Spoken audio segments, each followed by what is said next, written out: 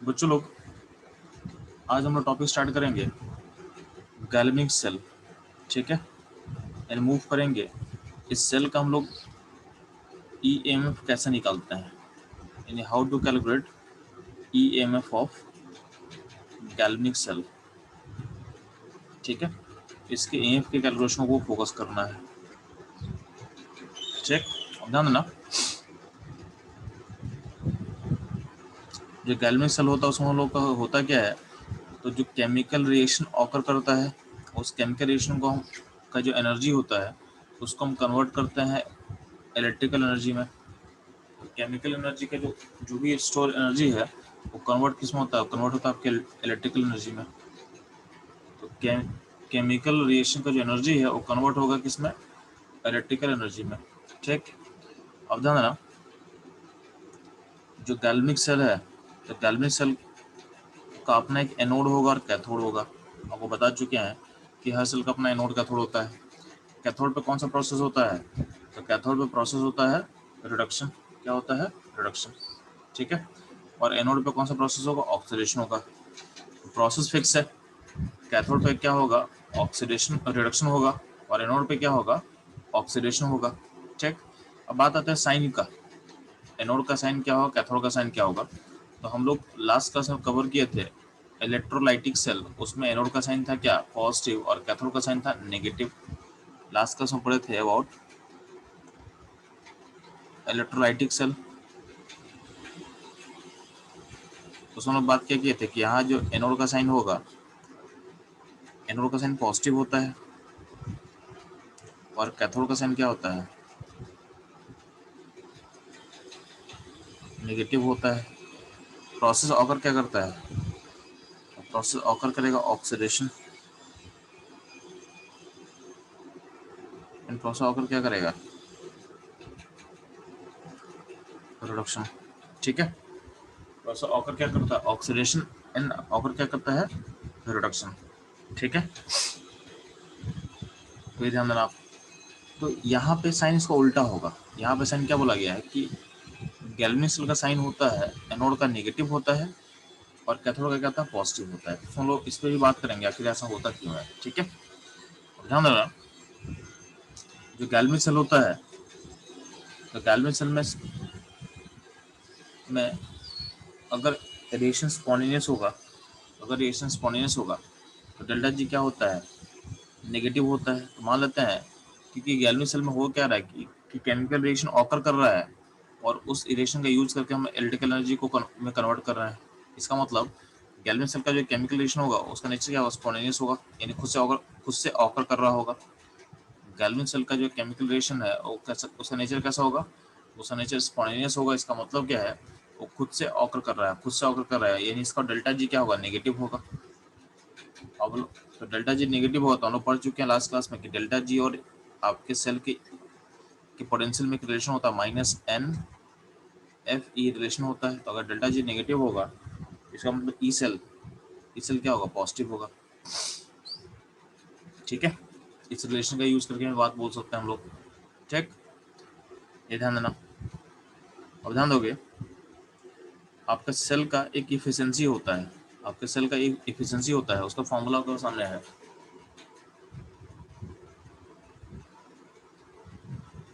तो आपके सेल का एक हम लोग डिफाइन करते हैं थर्मोडायनेमिक एफिशिएंसी। थर्मोडायनेमिक एफिशिएंसी, उसका फॉर्मूला क्या होता है, delta G by delta H. क्या होता है, delta G by delta H. जैसे एफिशिएंसी का फॉर्मूला होता है delta G by delta H. ठीक है, अब ध्यान देना, डेल्टा जी को हम लिख सकते हैं minus N F E, minus N F E by delta H. ठीक है, तो डेल्टा जी क्या होगा, minus N F E by delta H. ठीक है, और ध्यान देना,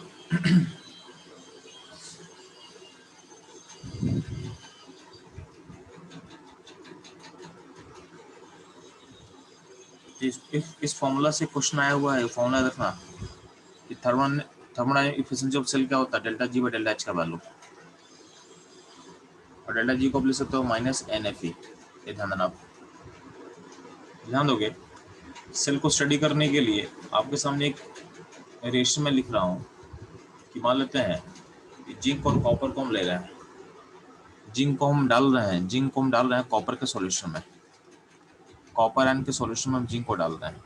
तो हमको पता है कि zinc is more reactive than copper, zinc is more reactive than copper. तो जिंक अगर ज्यादा रिएक्टिव हो कॉपर से देन कॉपर, जिंक अगर ज्यादा रिएक्टिव हो कॉपर से तब क्या होगा, जिंक कॉपर आयन को डिस्प्लेस करेगा, जिंक कॉपर आयन को क्या करेगा, डिस्प्लेस करेगा। ठीक है, जिंक कॉपर आयन को क्या करेगा, डिस्प्लेस करेगा। ठीक है,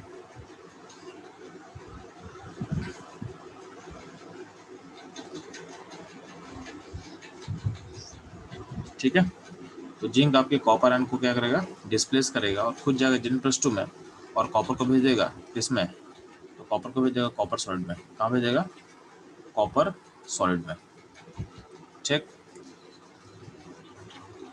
तो ये हो गया। अब ध्यान देना, अगर इस रेशो को हम इस रेशो में ध्यान देना, इस रेशो में होता क्या है कि जिंक अपना 2 इलेक्ट्रॉन लूज कर रहा है, जिंक 2 इलेक्ट्रॉन लॉस कर रहा है, 2 इलेक्ट्रॉन का लॉस कर रहा है,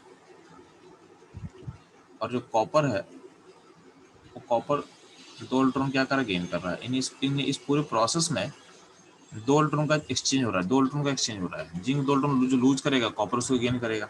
ठीक है, तो अगर मान यानी यहाँ पे फ्लो, यानी यहाँ पे इलेक्ट्रॉन का फ्लो होगा, लेकिन ध्यान देना अगर इस रेशियो को हम सेम कंपार्टमेंट करेंगे, सेम कंपार्टमेंट में अगर इस रेशियो को हम ऑकर करते हैं, जैसे मान लेते हैं कंपार्टमेंट में लेते हैं, इस कंपार्टमेंट में जिंक का एक रॉड डाल दिए, जिंक का एक रॉड डाल दिए हैं। ठीक है, और कॉपर आपके सॉल्यूशन में है। तो अल्टीमेटली क्या हो रहा है कि जिंक का जो इलेक्ट्रॉन है कॉपर को तुरंत मिल जा रहा है। ठीक है, तो अगर हम बाहर में एक सर्किट बना दें, बाहर में एक वायर बनाते हैं, वायर यानी वायर एक बना के अटैच इस सॉल्यूशन में डाला हुआ है, तो जो इलेक्ट्रॉन है वो वायर के थ्रू फ्लो करेगा क्या, नहीं। इलेक्ट्रॉन को दिख रहा है कि यहाँ पे पास में कॉपर है, तो जो जिंक का इलेक्ट्रॉन है फटाफट कॉपर के पास तुरंत चला गया। हम एक बाहर अगर एक वायर बना देंगे, वायर के थ्रू हम ऐसा सोच रहे हैं कि जिंक का इलेक्ट्रॉन इस वायर में फ्लो करेगा और ऊपर से फिर इधर जाके कॉपर में आएगा, ऐसा होगा क्या, नहीं। तो अगर इस रेशियो को तुम सेम कंपार्टमेंट में करोगे तो सेम कंपार्टमेंट में होगा क्या कि अब आपका जो इलेक्ट्रॉन है तुरंत अपने बगल वाले कॉपर में मूव कर जाएगा, यानी जिंक और कॉपर का डिस्टेंस 0 है। तो यानी आपका जो क्लाउड है, यानी जो इलेक्ट्रॉन है वो बाहर के सर्किट में जाएगा नहीं। तो बाहर के सर्किट में अगर जाएगा नहीं तो क्या होगा, आपका जो फ्लो ऑफ चार्ज है वो 0 होगा। यानी बाहर वाले जो हम करंट बिल जो सर्किट बिल्ड किए हैं, इसमें अगर एमीटर लगा दें, एमीटर करंट को मेजर करने के लिए यूज किया जाता है। एमीटर क्या करेगा, बाहर वाले बाहर वाले सर्किट में एमीटर करंट को मेजर करेगा 0, क्योंकि बाहर में करंट तो मूव किया ही नहीं है। ये बाहर में इलेक्ट्रॉन मूव नहीं किया तो क्या होगा, आपका वैल्यू क्या होगा, करंट का 0 होगा। इसलिए लिखा हुआ है नो फ्लो ऑफ चार्ज। इसका मतलब क्या है, इस रेशियो को अगर सेम वेसल में किया जाए, यानी सेम कंपार्टमेंट में जिंक और कॉपर+2 को डाल दिया गया हो, तो उस केस में आपका बाहर के सर्किट से कोई भी चार्ज फ्लो नहीं करेगा। ठीक, तो वही चीज यहाँ लिखा हुआ है नीचे में, वही चीज आपके नोट्स में दिया हुआ है। ठीक है, in same compartment there is no requirement of charge flow through the wire। ठीक है, यानी चार्ज के थ्रू इलेक्ट्रॉन फ्लो का कोई रिक्वायरमेंट नहीं है, that's why the current is 0। ठीक है, अब ध्यान देते हैं, अब हम लोग क्या कर रहे हैं, सेम रेशियो को दो अलग अलग कंपार्टमेंट लिंक कर रहे हैं। ठीक है, सेम रेशियो को दो अलग अलग कंपार्टमेंट के थ्रू लिंक कर रहे हैं।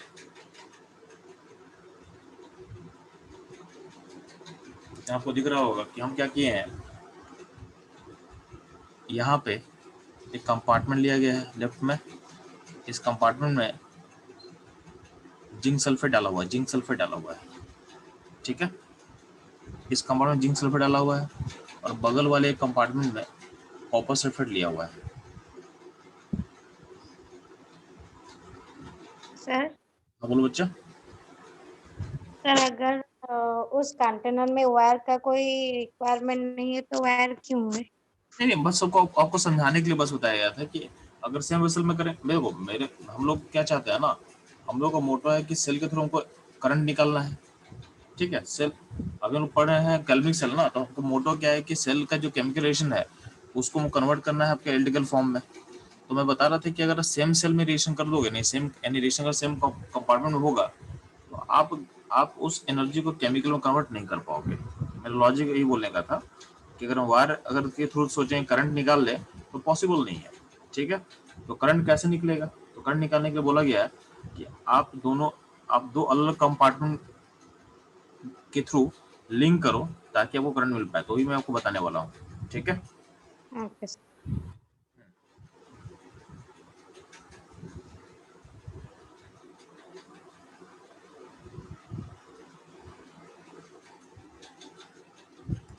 बताना ना। तो आपके लेफ्ट लेफ्ट में मैंने क्या किया है कि जिंक सल्फेट का सॉल्यूशन है जिसमें जिंक का रॉड डिप किया हुआ है, जिसमें जिंक का रॉड डिप किया हुआ है। ठीक है, जिंक का ये रॉड है, डिप किया हुआ है। राइट में कॉपर सल्फेट का सॉल्यूशन है और उसमें कॉपर का रॉड डिप किया हुआ है, कॉपर का रॉड डिप किया हुआ है, यानी कॉपर का इलेक्ट्रोड डिप किया हुआ है। तो अल्टीमेटली होगा क्या, और इसको हम एक वायर से कनेक्ट करते हैं। इसमें एक वायर कनेक्ट किया गया है, इसमें एक वायर कनेक्ट किया हुआ है। अब देखो जैसे जिंक और कॉपर को अगर लिंकेज करो तो बगल में दिख रहा है उसको कि यहाँ पे सिस्टम में राइट वाले कंपार्टमेंट में अंदर में कॉपर प्लस टू है, अंदर में क्या है कॉपर प्लस टू है, और अब यहाँ पे क्या जिंक और है जिसमें जिंक फ्री है। ठीक है, और इसको आप एक कनेक्शन से सेट कर दियो तो उसको कहीं ना कहीं उसको दिख रहा है कि जिंक को दिख क्या रहा है कि राइट वाले कंपार्टमेंट कॉपर प्लस टू है जो मेरे से कम रिएक्टिव है। तो अगर मेरे से कम रिएक्टिव है तो उसको हम इलेक्ट्रॉन डोनेट कर सकते हैं और खुद को ऑक्सीडाइज कर लेंगे। तो तो यहाँ पर होता क्या है कि यहाँ जो जिंक प्लस यहाँ पे जो जिंक का रॉड है वो अपने जिंक यहाँ से अपने जिंक को लूज करता है। ठीक है, तो सिस्टम में ध्यान देना, बिगनिंग में सिस्टम में जिंक जिंक सल्फेट है तो जिंक सल्फेट के अंदर क्या होगा, जिंक प्लस टू होगा, सल्फेट आयन होगा। तो इनिशियली सिस्टम क्या न्यूट्रल है, इनिशियली क्या सिस्टम न्यूट्रल है, क्योंकि जितना सल्फेट का नेगेटिव होगा उतना ही जिंक का क्या होगा पॉजिटिव होगा। राइट वाले कंपार्टमेंट में कॉपर सल्फेट का मतलब क्या होगा, कॉपर का प्लस टू स्टेट होगा, सल्फेट का माइनस टू स्टेट होगा। तो राइट वाला सिस्टम भी क्या होगा, बिगनिंग में क्या होगा न्यूट्रल होगा। तो बिगनिंग में सिस्टम दोनों साइड का न्यूट्रल है क्योंकि नेट चार्ज क्या है बैलेंस है। अब होता क्या है कि जिंक जब अपना इलेक्ट्रॉन लूज करेगा, यानी जिंक को दिख रहा है कि अपने राइट कंपार्टमेंट में मेरे राइट कंपार्टमेंट में कॉपर प्लस टू है सॉल्यूशन में जो कि मेरे से कम रेटिव है, तो हम उसको डिस्प्लेस कर सकते हैं। तो उस प्रोसेस के लिए जिंक अपना क्या होगा, जिंक यहाँ पे खुद इस रॉड से जिंक प्लस टू जाएगा सॉल्यूशन में, यानी जिंक प्लस टू फॉर्म करेगा और इस रॉड पे क्या होगा इलेक्ट्रॉन्स रिलीज करेगा। यानी इस रॉड में का जो भी जिंक है तो जिंक प्लस टू के फॉर्म में जाएगा सॉल्यूशन में और रॉड में इलेक्ट्रॉन को रिलीज कर देगा। यानी ये जो रॉड है यानी जो इलेक्ट्रोड दिख रहा है आपको इसमें इलेक्ट्रॉन्स का नंबर बढ़ जाएगा। ठीक है, अब इलेक्ट्रॉन्स का नंबर बढ़ेगा तो इस इलेक्ट्रॉन का चार्ज क्या होता है नेगेटिव होता है। तो यहाँ पे प्रोसेस क्या हो रहा है, जब जिंक से जिंक प्लस टू जाएगा तो प्रोसेस क्या हो, process of oxidation, process oxidation हो रहा है, बट यहाँ पे इलेक्ट्रॉन का नंबर क्या होगा बढ़ेगा सिस्टम में। तो आपका इस इलेक्ट्रॉन का नेट चार्ज क्या हो जाएगा नेगेटिव हो जाएगा, तो नेट चार्ज नेगेटिव हो जाएगा।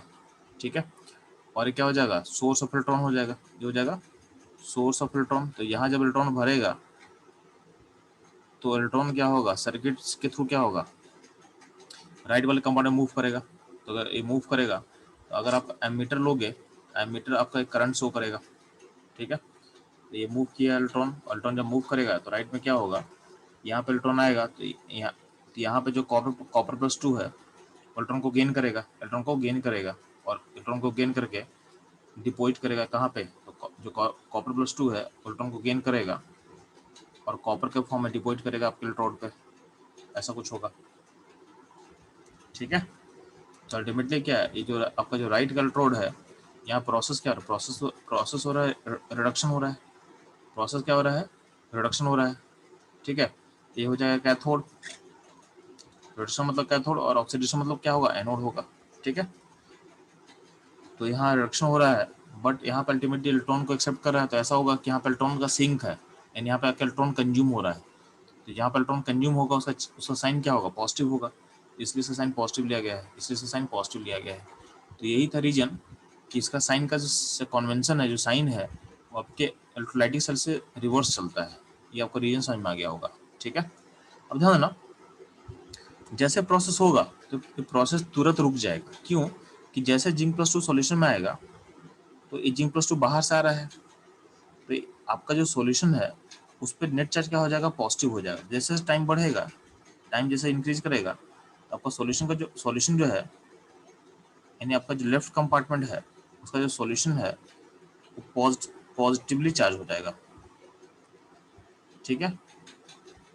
और जो आपका राइट कंपार्टमेंट है उसमें क्या होगा, टाइम बढ़ेगा तो क्या होगा, कॉपर यहाँ से निकल रहा है, तो बिगिनिंग में कॉपर एंड सल्फेट बराबर था, बाद में क्या होगा, कॉपर कंज्यूम होगा तो क्या होगा, सल्फेट का नंबर बढ़ेगा, यानी सल्फेट का नंबर उतना ही है बट कॉपर घट रहा है, कॉपर घटेगा तो कॉपर घटेगा तो मतलब क्या होगा, पॉजिटिव घटेगा। नेगेटिव कांस्टेंट है, पॉजिटिव घट रहा है, इसका मतलब क्या होगा, आपका टाइम पास करने पे आपका जो सॉल्यूशन है नेगेटिवली चार्ज हो जाएगा।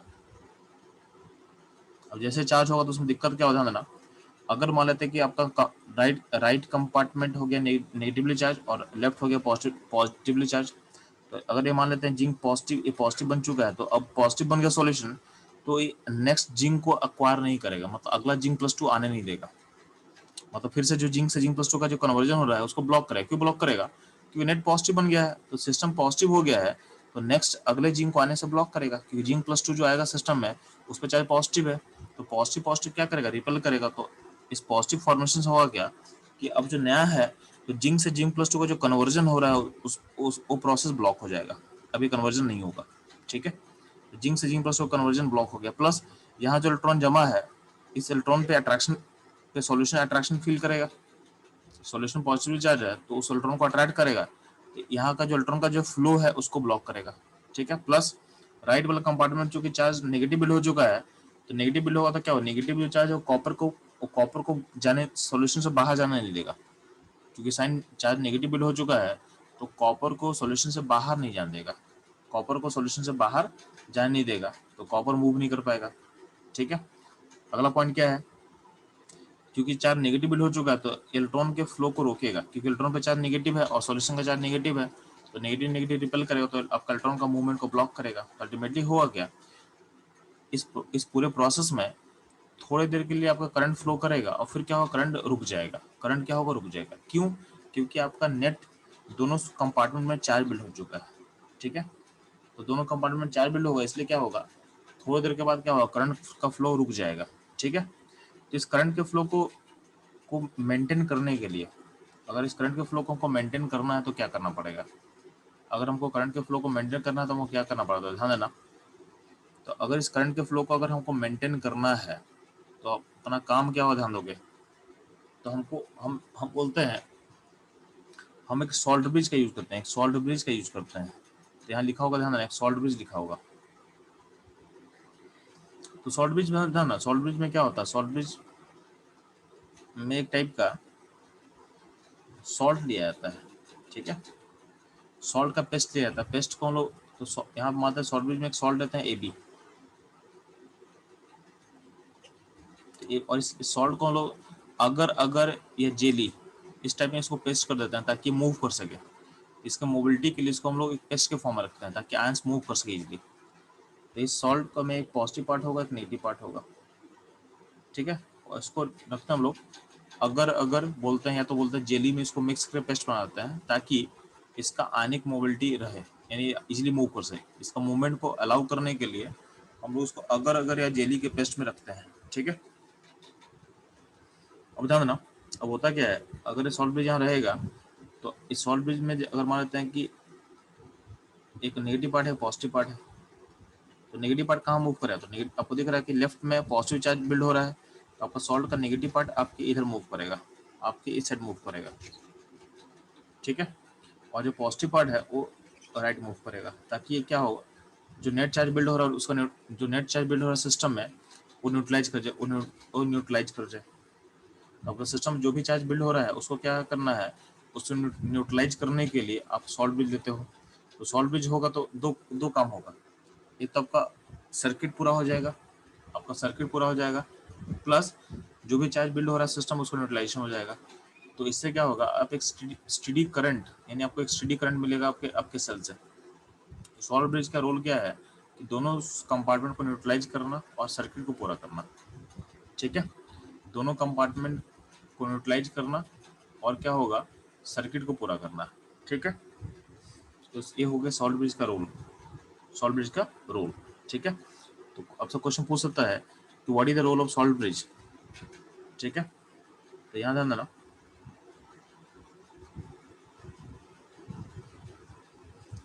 Role of salt bridge.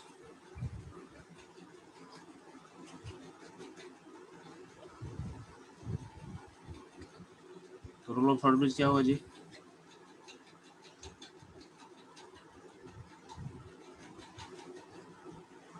तो न्यूट्रलाइजेशन ऑफ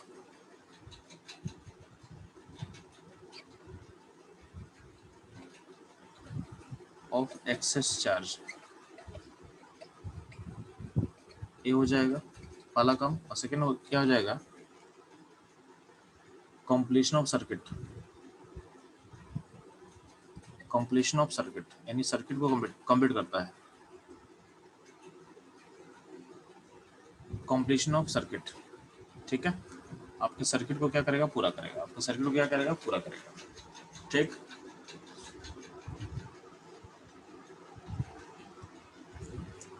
ठीक है, तो ये रहेगा आपका रोल ऑफ सॉल्ट ब्रिज,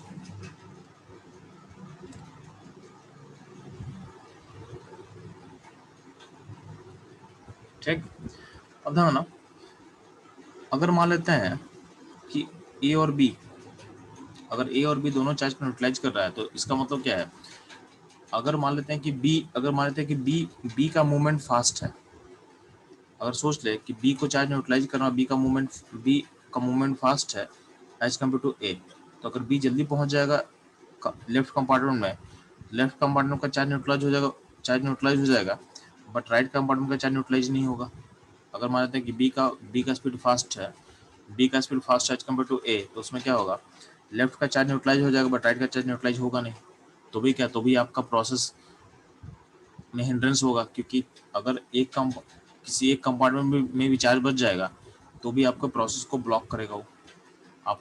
आपका मोटो क्या है कि दोनों साइड का चार्ज न्यूट्रलाइज हो रहा है वो सेम टाइप का होना चाहिए, वो सेम टाइम में होना चाहिए। ऐसा नहीं है कि एक आप लेफ्ट का चार्ज न्यूट्रलाइज कर दिए, राइट का चार्ज न्यूट्रलाइज नहीं हुआ, या फिर उल्टा ना हो जाए कि राइट का चार्ज न्यूट्रलाइज हो जाए और लेफ्ट का चार्ज न्यूट्रलाइज ना हो। ठीक है, आपका मोटो क्या है कि दोनों कंपार्टमेंट का चार्ज सेम टाइम में न्यूट्रलाइज होना चाहिए, न्यूट्रलाइजेशन होना चाहिए, टाइम का लैग नहीं होना चाहिए। यानी इसका मतलब क्या है, जो ए और बी प्लस है, जो सॉल्ट है, उन दोनों का आयनिक मोबिलिटी सेम होना चाहिए। यहाँ लिख सकते हम लोग, आयनिक मोबिलिटी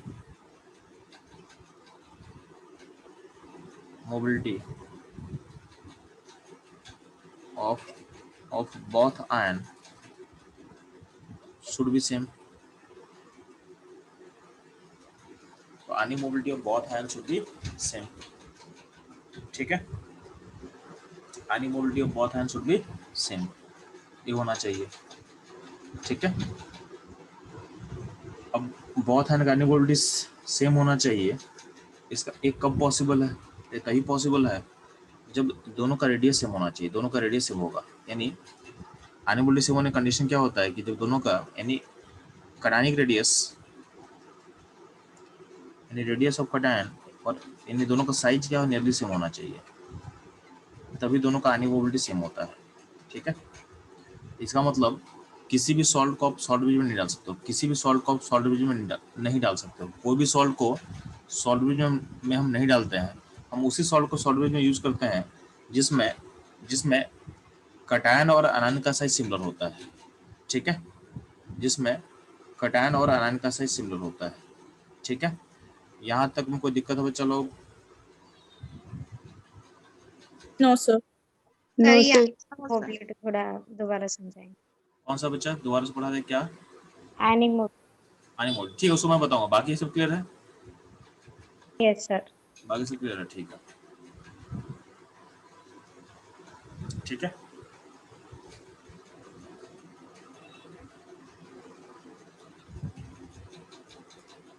तो ध्यान रखो, चलो हम लोग बात करते हैं सॉल्ट ब्रिज पे, ठीक है। तो सॉल्ट ब्रिज पे हम बात कर चुके हैं, तो इसमें हम बोले थे कि सॉल्ट ब्रिज का रोल क्या होता है।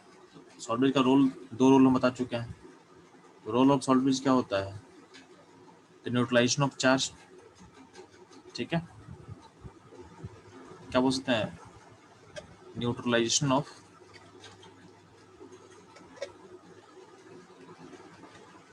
एक्सेस चार्ज,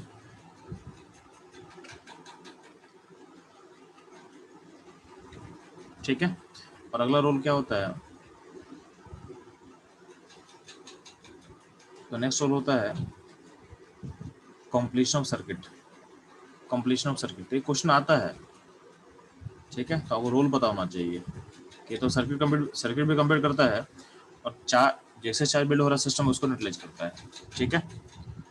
अब एक्सेस चार्ज, अब ध्यान देना, जब हम सॉल्ट चूज करते हैं, यानी यहाँ पे सॉल्ट है ए प्लस और बी माइनस, अगर हम सॉल्ट ले रहे हैं तो बोला क्या गया है कि मान लेते हैं कि बी माइनस यहाँ पे है और यहाँ पे ए प्लस है, तो दोनों दोनों का जो फ्लो हो सेम होना चाहिए। मतलब ऐसा नहीं कि बी प्लस फास्ट मूव किया और लेफ्ट कंपार्टमेंट में फास्ट आ गया, ऐसा नहीं होना चाहिए, ठीक है। इसलिए बोला गया है कि आप सॉल्ट ऐसा चूज करोगे जिसमें क्या होगा, ए प्लस और बी माइनस का जो फ्लो, जो रेट ऑफ फ्लो है, जो मूवमेंट है, यानी जो आयनिक मोबिलिटी है, यानी आयन का मूवमेंट को बोलते हैं आयनिक मोबिलिटी, ठीक है। तो दोनों का आयनिक मोबिलिटी सेम होना चाहिए, ठीक है। क्यों? ताकि जिस टाइम में बी पहुंचे उस टाइम में ए पहुंच जाए, जिस टाइम में बी लेफ्ट में पहुंचे उसी टाइम में राइट में ए पहुंच जाए। तो इससे क्या होगा, दोनों कंपार्टमेंट में जो न्यूट्रलाइजेशन का रेट है सेम होगा, ठीक है। यानी सेम टाइम में क्या होगा, न्यूट्रलाइजेशन ऑकर करेगा, जो कि बहुत जरूरी है। अगर सेम टाइम में न्यूट्रलाइजेशन अगर ऑकर नहीं कर रहा है तो किसी एक कंपार्टमेंट में क्या होगा, चार्ज बच जाएगा। तो किसी भी अगर एक कंपार्टमेंट चार्ज अगर बच जाएगा तो क्या होगा, आपके आपके प्रोसेस को ब्लॉक करेगा, ठीक है। इसलिए बोला गया है कि सॉल्ट ब्रिज का जो सॉल्ट होता है उसका दोनों आयन का आयनिक मोबिलिटी सेम होना चाहिए। Ionic mobility of both ion should be same, should be same. और ये तभी फिजिबल है जब दोनों का साइज क्या होगा, साइज सिमिलर होगा। यानी कटायन आयन का रेडियस अगर अगर सेम होगा, यानी जो कटायन का रेडियस हो या आयन का रेडियस हो, तभी ऐसा होता है, तभी ऐसा होता है। यानी उनका साइज क्या होगा, सिमिलर साइज का होना चाहिए। इसका मतलब है हम सॉल्ट ब्रिज में किसी भी सॉल्ट को नहीं ले सकते हैं, किसी भी सॉल्ट को नहीं ले सकते हैं। हमको ऐसे सॉल्ट को चूज करना है जिसका आयनिक मोबिलिटी और चार्ज बराबर हो। मतलब ऐसा भी नहीं है कि मान लेते हैं कि एक पे चार्ज प्लस, अगर अनायन पे चार्ज -2 कर दिया और कटायन पे चार्ज +1 कर दिया, तो ऐसा भी करना गलत है, क्योंकि कटायन का चार्ज डबल है, मतलब क्या होगा, इसका न्यूट्रलाइजेशन का रेट डबल हो जाएगा, ठीक है। तो ये भी काम नहीं होना चाहिए। तो अगर आपके पास सॉल्ट है तो सॉल्ट कैसा होना चाहिए, जिसका साइज सिमिलर होना चाहिए और चार्ज भी क्या होगा, सेम होना चाहिए, ठीक है। तो उसी को हम सॉल्ट ब्रिज के फॉर्म में लेते हैं। तो ध्यान देना, आपको ये चीज ध्यान देना कि आपको कुछ एग्जांपल बता रहे हैं हम कि के प्लस का size equal to almost equal to होता है ammonium plus, K plus ammonium plus क्या होता है, साइज नियरली सेम होता है। और ये ऑलमोस्ट इक्वल टू होता है Cl माइनस, और ये ऑलमोस्ट इक्वल टू होता है नाइट्रेट आयन। यानी ये कुछ एग्जांपल दे रहे हैं जहाँ पे देखो साइज सिमिलर है, के प्लस का साइज सिमिलर अमोनियम से, फिर क्लोरीन माइनस और नाइट्रेट सबका सारे का साइज सिमिलर है। तो सारे का साइज सिमिलर, तो यहाँ पे देखो, यहाँ पे हम पॉसिबिलिटीज हो सकते हैं, तो यहाँ पे हम सॉल्ट का कुछ पॉसिबिलिटीज हो सकते हैं, ध्यान देना। तो अपना टॉपिक ये अपना ये पॉइंट ये है कि सॉल्ट ब्रिज में सॉल्ट कैसा होना चाहिए। तो विच सॉल्ट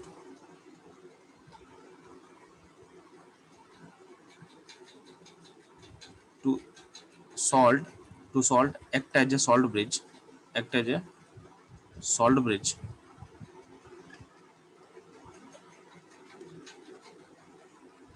ठीक है। ध्यान है, इसको आप ऐसे सोच सकते हो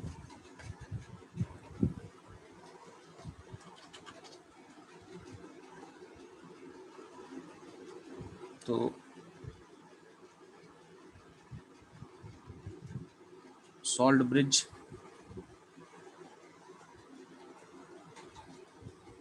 में जो सॉल्ट हम चूज करेंगे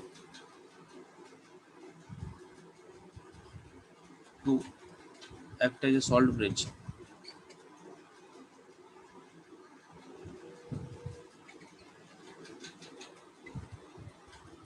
आपके सॉल्ट का रेडी जो कटानिक और अनानिक रेडियाई है वो सेम होना चाहिए। सेम क्यों होना चाहिए? For same ionic mobility,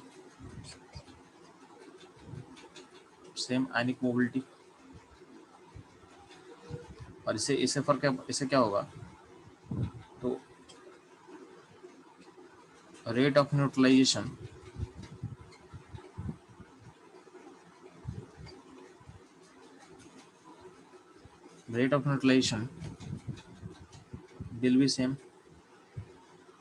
will be same in both compartment,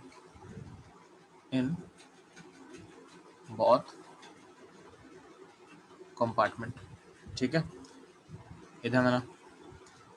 अब मैं क्या बोल चुका हूँ कि आपका जो कुछ आयंस का साइज सिमिलर होता है, K+ का साइज सेम होता है अमोनियम के साथ,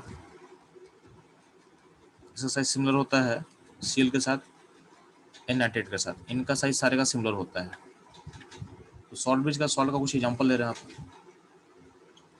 कि सॉल्ट का कुछ एग्जांपल आपके सामने ले रहे हैं हम। एग्जांपल क्या होगा जी? तो NH4Cl हो सकता है, NH4NO3 हो सकता है, KCl होगा, KNO3 होगा। तो ये सारा कुछ एग्जांपल ले रहे हैं जो सॉल्ट ब्रिज की तरह काम कर सकता है, ठीक है। अच्छा, सॉल्ट ब्रिज की तरह काम करने के लिए दोनों का साइज तो इक्वल होना चाहिए, प्लस क्या होगा, charge on both ion should must be same, तो charge on both ion must be same, ये हो जाएगा, ठीक है। तो सॉल्ट, ठीक है, ये ध्यान देना।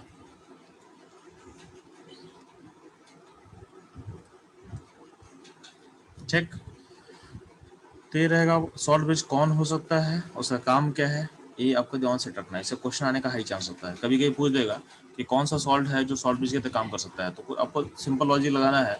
अगर मेनली चारों सॉल्ट से क्वेश्चन आ जाएगा, ठीक है, यानी जिसमें कैटायन आयन का साइज सिमिलर होता है वही सॉल्ट ब्रिज की तरह काम करेगा, ठीक है। इसमें इस PDF फाइल में एक और चीज ऐड कर रहे हैं, इसका सॉल्ट ब्रिज का रोल, ताकि सारा इन्फॉर्मेशन एक जगह पर हो जाए। तो इसका रोल क्या होगा, हम लोग, मैं बता चुका हूँ जस्ट अभी, न्यूट्रलाइजेशन ऑफ एक्सेस चार्ज,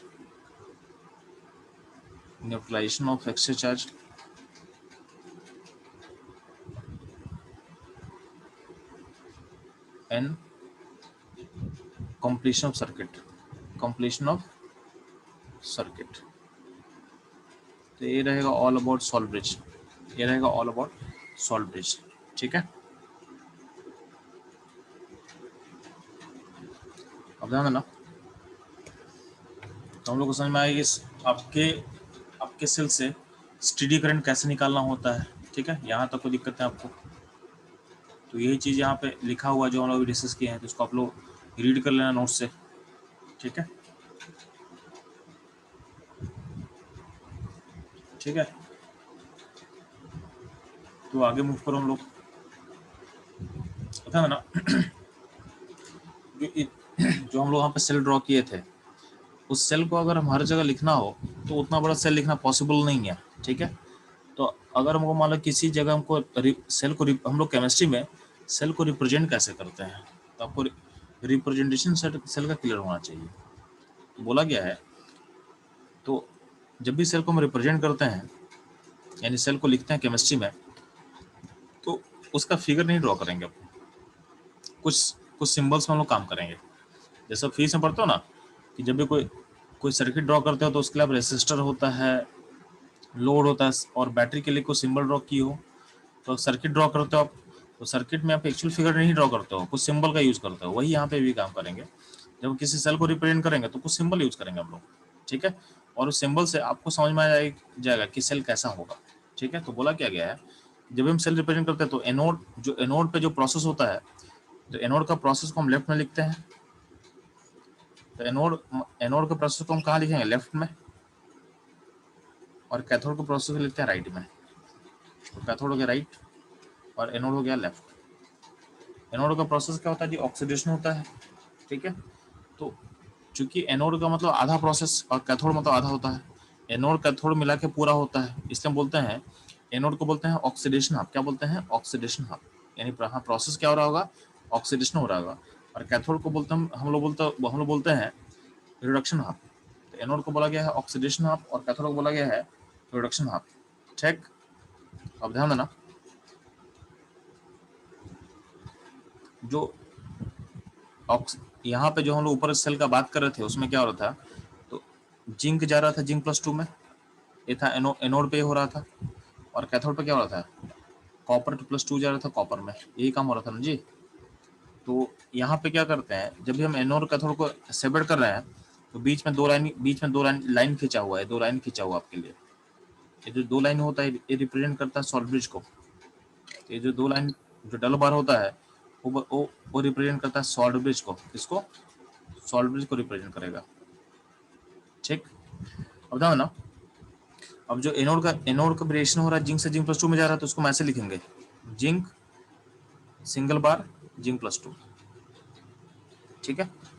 तो जिंक से जिंक +2 को ऐसे हम दिखाते हैं कि जिंक +2 में जा रहा है, और कॉपर +2 में जा रहा है तो उसको कैसे लिखेंगे, तो कॉपर +2 से कॉपर जा रहा है, ऐसे दिखाते हैं, तो सिंगल लाइन खींचते हैं। तो यही चीज देखो यहाँ पे ऑक्सीडेशन हाफ को दिखाने के लिए यहाँ ध्यान देना, हम यहाँ पे क्या दिखा रहे हैं कि जिंक से जा रहे हैं जिंक +2 एक्वस, ये हो गया लेफ्ट साइड का रिएक्शन, डबल बार का मतलब सॉल्ट ब्रिज। फिर राइट में क्या हो रहा है, कॉपर +2 से कहाँ जा रहा है, कॉपर में जा रहा है, तो यहाँ पे कॉपर होगा, ठीक है। तो कॉपर +2 से कहाँ जाएगा जी, कॉपर में जाएगा, ठीक है। तो ये रहेगा आपका सेल का रिप्रेजेंटेशन। तो ये मतलब इसका मतलब क्या है कि अगर आपको बस हम इतना लिख के दे दिए, यानी इतना लिखने का मतलब क्या है, हम सेल के बारे में आपको बता चुके हैं। इन सेल का जो एनोड होगा उस पर जिंक +2 में जा रहा होगा, और कैथोड में क्या होगा, कॉपर +2 कॉपर में जा रहा होगा, ठीक है। ये इन्फॉर्मेशन इस सेल से आप निकाल सकते हो, ठीक है। ये हो गया आपका सेल का रिप्रेजेंटेशन। अगला पॉइंट है कि हम सेल का ईएफ कैसे निकालेंगे, सेल का ईएफ कैसे निकालते हैं, ठीक है। सेल का ईएफ कैसे निकालें, ध्यान देना। अगला पॉइंट है कि calculation of EF of cell. तो ध्यान देना, यहाँ पे प्रोसेस क्या हो रहा है, तो आपको समझ में आना चाहिए कि हर केमिकल रिएक्शन का अपना एक पोटेंशियल होता है, हर केमिकल रिएक्शन का अपना एक पोटेंशियल होगा, ठीक है। अब ध्यान दोगे, जैसे मान ले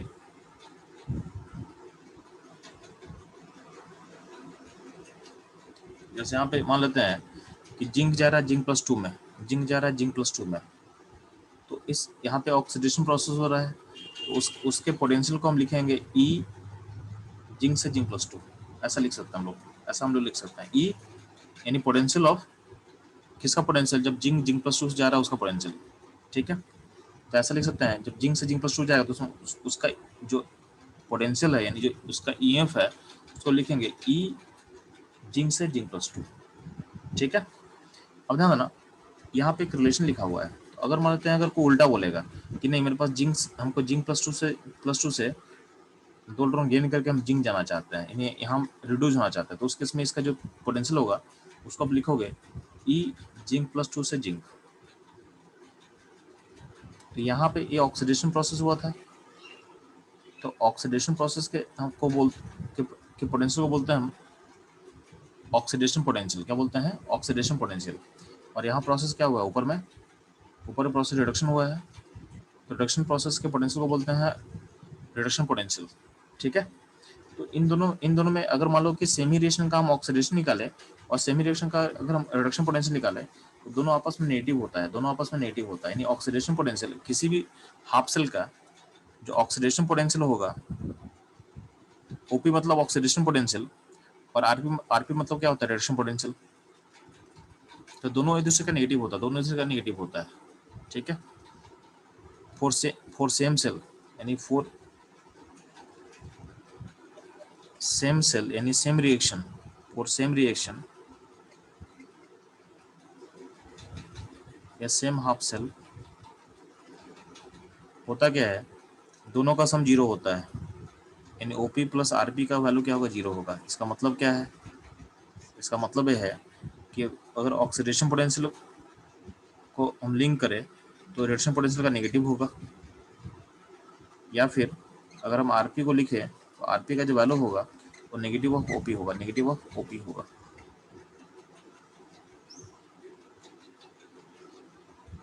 ठीक है, और नेगेटिव ऑफ क्या होगा, ओपी होगा। ठीक, यहाँ तक कोई दिक्कत है बच्चों लोग? हाँ सर। ठीक है, तो इसलिए बोलो बच्चा, किसी को प्रॉब्लम है? नहीं, No, sir. तो ध्यान देना।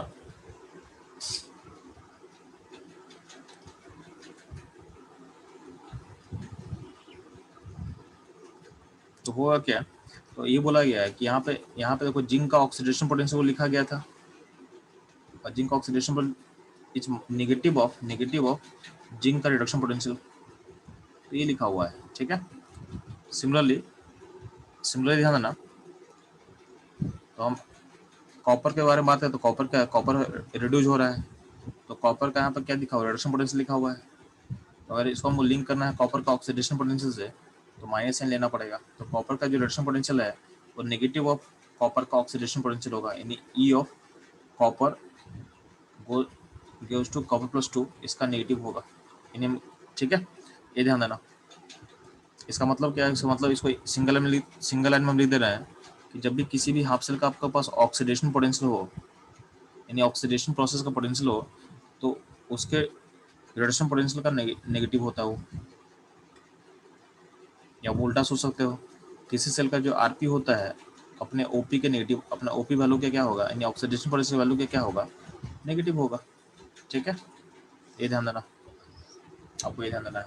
ठीक है, अब ध्यान देना, आपके सेल में हो क्या रहा था, अभी जो सेल प्रोडक्शन हो क्या, उसमें जिंक का ऑक्सीडेशन हो रहा है और कॉपर का क्या हो रहा है, कॉपर का रिडक्शन हो रहा है, और दोनों प्रोसेस एक साथ हो रहा है। यानी जिंक हमको क्या प्रोवाइड करेगा, जिंक हमको प्रोवाइड करेगा ऑक्सीडेशन वैल्यू, जिंक हमको प्रोवाइड करेगा ऑक्सीडेशन पोटेंशियल, और हमको कॉपर क्या प्रोवाइड करेगा, तो कॉपर प्रोवाइड करेगा रिडक्शन पोटेंशियल। यानी जो प्रोसेस एक्चुअली हो रहा है वही तुमको प्रोवाइड करेगा। तो जो ऊपर वाला सेल था उसका आप नेट वोल्टेज निकालोगे तो नेट वोल्टेज में दोनों पोटेंशियल को आपको ऐड करना पड़ेगा। तो जो नेट सेल ई सेल होगा उसमें क्या होगा, जिंक हमको देगा ऑक्सीडेशन पोटेंशियल। जिंक क्या था, एनोड पे ऑक्सीडेशन हो रहा था, जिंक का हम ऑक्सीडेशन पोटेंशियल लेंगे। और कॉपर था कैथोड, तो कॉपर पे प्रोसेस क्या हो रहा था, कॉपर प्रोसेस हो रहा था रिडक्शन, तो वो हमको देगा रिडक्शन पोटेंशियल। यानी कॉपर हमको क्या देगा, रिडक्शन पोटेंशियल देगा। तो जिंक से हमको लेना है ऑक्सीडेशन पोटेंशियल और कॉपर से हमको लेना है रिडक्शन पोटेंशियल, और दोनों को जोड़ देंगे तो मेरे को मिल जाएगा ई सेल, यानी सेल का हमको पोटेंशियल मिल जाएगा। यानी कंबाइंड सेल का हमको क्या मिल जाएगा, पोटेंशियल मिल जाएगा। ठीक है, तो दोनों को हम ऐड कर देंगे तो हमको कंबाइंड सेल का क्या होगा, पोटेंशियल मिल जाएगा। ठीक है, दोनों को ऐड करने के बाद हमको कॉम्बिनेशन ऑफ सेल का पोटेंशियल मिल जाएगा, कॉम्बिनेशन ऑफ सेल का हमको पोटेंशियल मिल जाएगा। ठीक है,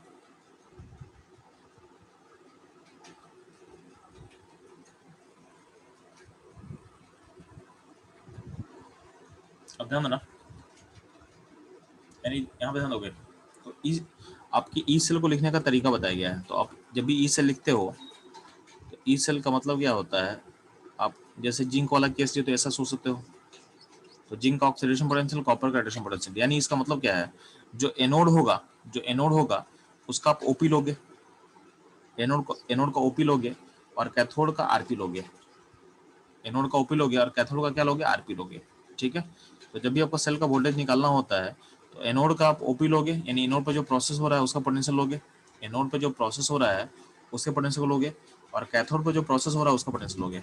तो ऐसा होना चाहिए, ठीक है। लेकिन अगर मान लेते कभी आपको एनोड का आरपी दे तो क्या करोगे? आपको अगर एनोड का आरपी दे देगा तो उसको ओपी में चेंज करना है। एनोड का अगर आरपी दे उसको ओपी में चेंज करना, तो ओपी में चेंज कैसे होता है? तो बाहर माइनस लगा देंगे, तो बाहर माइनस लगा के उसको ओपी में चेंज किया गया है, ठीक है। तो अगर एनोड को ओपी दिया रहेगा तो उसको एनोड का अगर आरपी दिया रहेगा उसको ओपी में चेंज किया गया है, तो उसके लिए फॉर्मूला ऐसा हो जाएगा।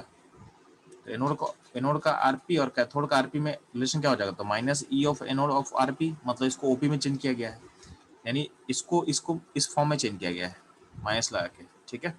अगर आपको एनोड का ओपी दे देगा और कैथोड का भी ओपी दे देगा तो क्या होगा? आपको कैथोड का ओपी तो चाहिए नहीं, आपको कैथोड का आरपी चाहिए था, तो कैथोड के ओपी को माइनस से मल्टीप्लाई किया गया है ताकि आरपी में चेंज हो जाए, यानी इसको फिर से इस फॉर्मूला में चेंज किया गया है। यानी आपका जो मदर फॉर्मूला है वो मदर फॉर्मूला ही फॉर्मूला होता है, यानी आपको एनोड का ओपी चाहिए और कैथोड का आपको आरपी चाहिए, ठीक है। अगर मान लेते हैं आपको एनोड का आरपी दे देगा और कैथोड का ओपी दे देगा, तो क्या करोगे? एनोड को का आरपी को ओपी में चेंज करोगे तो बाहर माइनस से मल्टीप्लाई करोगे, और कैथोड के ओपी को आरपी में चेंज करोगे तो बाहर माइनस से मल्टीप्लाई करोगे, यानी फिर से इसको इस फॉर्म में चेंज किया गया है, ठीक है। तो ये अलग अलग फॉर्म पॉसिबल है। ये आपको समझ में आया बच्चा लोग? Yes. Yes. यानी आपको सिंपली किसी भी सेल का वोल्टेज चाहिए तो आपको एनोड का चाहिए ओपी और कैथोड का चाहिए आरपी, आपको दिमाग सेट करना है, ठीक है। एनोड का ओपी चाहिए और कैथोड का आपको आरपी चाहिए, ठीक है। यानी एनोड का ऑक्सीडेशन पोटेंशियल चाहिए और कैथोड का रिडक्शन पोटेंशियल चाहिए, ठीक है। अगर कुछ अलग देगा तो उसको उसमें चेंज करते हम लोग, उसके अकॉर्डिंग फॉर्मूला अलग, हर किस्म अलग चल रहा है, ठीक।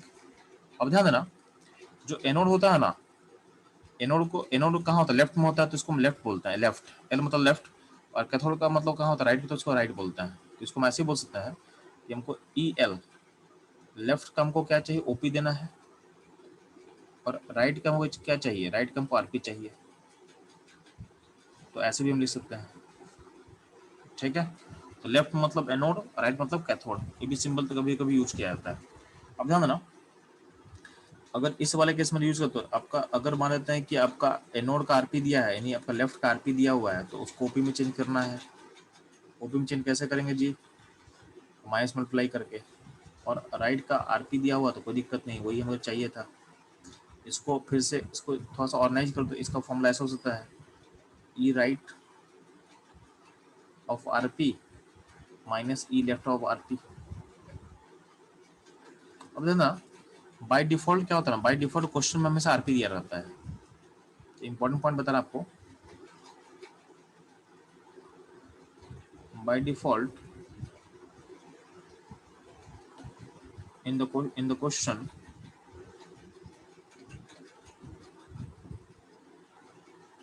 rp value is given, rp value is given, तो बाय डिफॉल्ट क्या होता है? आपका आरपी दिया रहता है। बाय डिफॉल्ट क्या रहता है? आपका आरपी वैल्यू दिया रहता है, आपका आरपी वैल्यू दिया रहेगा, ठीक है। बाय डिफॉल्ट आपका आरपी वैल्यू दिया रहता है, ठीक है। बाय डिफॉल्ट अगर आपका आरपी वैल्यू दिया रहेगा तो उसका मतलब क्या होता है?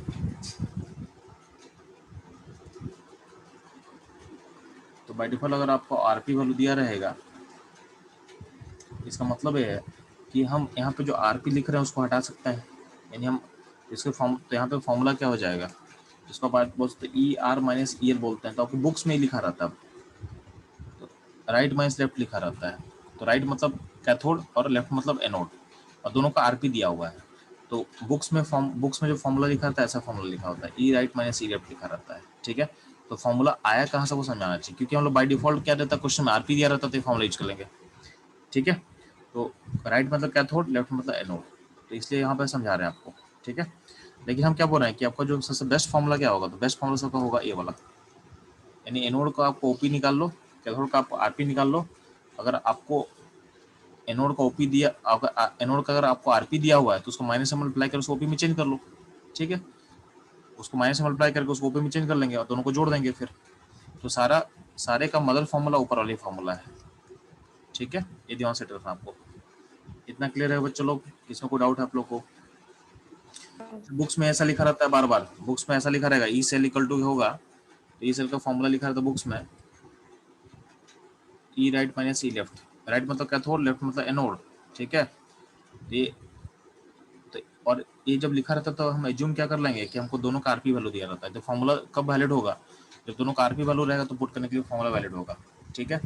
हम क्या बोल रहे हैं कि इससे बेटर क्या है, आप ऐसा सोचते हो कि आप कैथोड का आरपी यूज करना, एनोड का जो आरपी है उसको माइनस से मल्टीप्लाई कर लेना, उसको माइनस से मल्टीप्लाई करना। जैसे मान लो कि अगर दोनों का आरपी दिया हुआ है, एनोड का आरपी अगर दिया हुआ है, एनोड का आरपी दिया हुआ है -2 और कैथोड का आरपी दिया हुआ है 3, तो हम क्या करेंगे, हमको सेल पोटेंशियल चाहिए, तो हम सिंपली क्या करेंगे, कैथोड का आरपी दिया हो तो कोई दिक्कत नहीं, मिल उसको ले लो। एनोड का जो आरपी उसको ओपी में चेंज करो, ओपी में चेंज कैसे करेंगे, माइनस से मल्टीप्लाई करना तो करोगे। तो एनोड के आरपी को ओपी में कैसे चेंज करेंगे, तो माइनस से मल्टीप्लाई करके चेंज करेंगे। तो इसका ओपी कितना हो जाएगा जी, एनोड का, तो ओपी हो जाएगा 2, तो 2 को यहाँ लिख लो, तो ई सेल हो जाएगा 5, ई सेल हो जाएगा 5। तो सबसे सिंपलेस्ट काम यही करना है, जब वैल्यू दिया रहता है तो क्या करेंगे, एनोड वाले वैल्यूज को ओपी में चेंज कर लो और फिर क्या करना, दोनों को ऐड कर देना, ठीक। एक इस तरीके से क्या होगा, आपका प्रोसेस ज़्यादा बेटर तरीके से बनेगा, ठीक है। आप इसको ज़्यादा अच्छे से फील कर सकते हो, उसको आप अच्छे से ज़्यादा समझ सकते हो चीज़ को, ठीक। यहाँ तक कोई दिक्कत है बच्चों लोग? No sir. नहीं, ठीक है।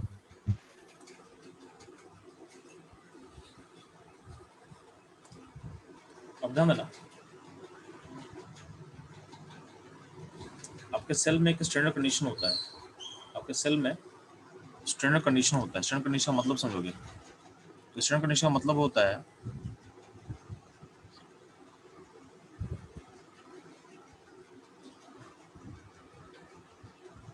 प्रेशर हो तो होना चाहिए अगर कोई गैस होगा तो गैस का जो प्रेशर होगा वो होना चाहिए 1 बार, क्या होना चाहिए, 1 बार।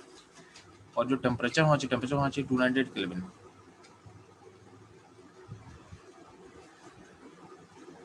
ठीक है।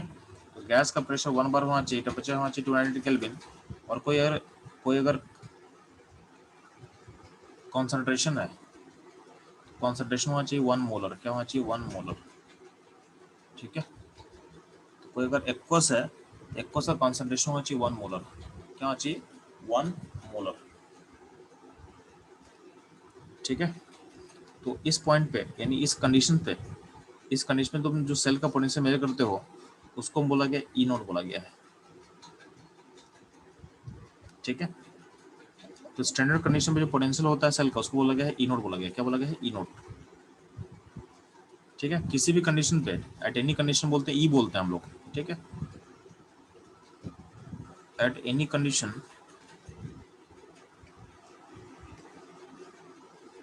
जो इसको हम ई बोलते हैं सेल का पोटेंशियल को, और स्टैंडर्ड कंडीशन बोलते हैं हम लोग क्या बोलते हैं, ई नोट बोलते हैं। ई नोट एक कांस्टेंट क्वांटिटी होता है, E naught is a constant quantity, यानी फिक्स कंडीशंस पे है। और जो ई सेल है ये होता है वेरिएबल, ये होता है वेरिएबल, क्योंकि इसका कंडीशन कुछ भी हो सकता है, ये वेरिएबल होता है।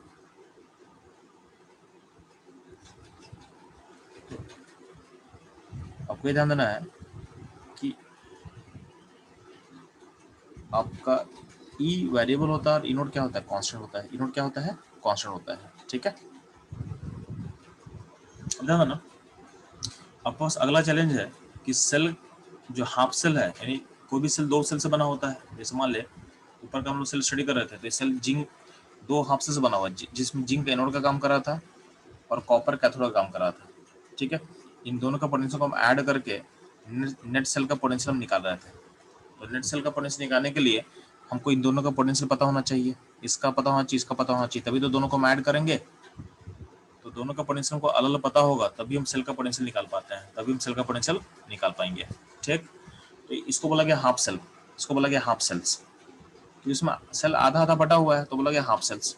तो इस हाफ सेल का पोटेंशियल मेजर कैसे करते हैं, मतलब हमको आपको तो ये बोल दिए कि जिंक और कॉपर का हाफ सेल का पोटेंशियल को हम ऐड करके सेल का पोटेंशियल निकाल लेंगे। तो ये हाफ सेल का पोटेंशियल मेजर कैसे करोगे, ठीक है। तो अगला चैलेंज था कि इन हाफ सेल का पोटेंशियल मेजर कैसे करते हैं, ठीक है। तो यहाँ पे टॉपिक अपना रहेगा हाउ टू, हाँ बोलो बच्चा। सर ये टोटल सेल पोटेंशियल को ये में बोलते हैं। हाँ, टोटल सेल पोटेंशियल ईएमएफ बोलते हैं। जैसे यहाँ पे जो हम टोटल सेल पोटेंशियल लिख रहे हैं ना, इसको बोला गया ईएमएफ बोला गया है, जैसे यहाँ पे ध्यान देना,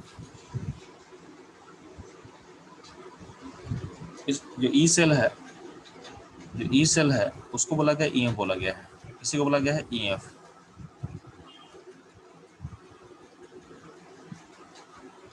ठीक है, जिस टोटल सेल पोटेंशियल को बोला गया है ईएफ बोला गया है।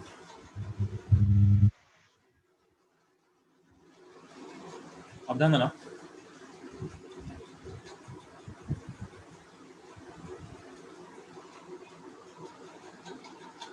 अगला पॉइंट क्या है, how to calculate